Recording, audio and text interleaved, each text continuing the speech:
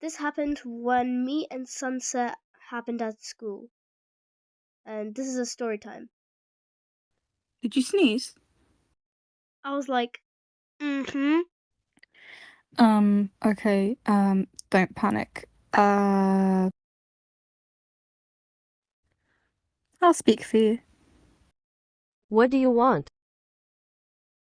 I was like, 2 tuna sandwiches. 2 tuna sandwiches, please.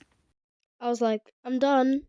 Okay, now you can get a tissue. However, the lunch lady was confused. Why was his hands over his mouth? He sneezed and needed the tissue. We have tissues right here.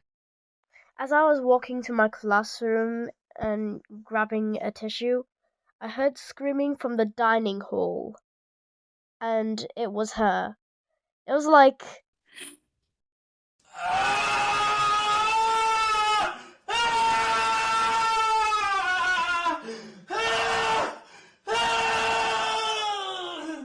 yeah, that's what happened. And that's the story time. The end of the story time. Also, subscribe to me, Slushy Kurukuru, and also and subscribe to this channel, Sunsets.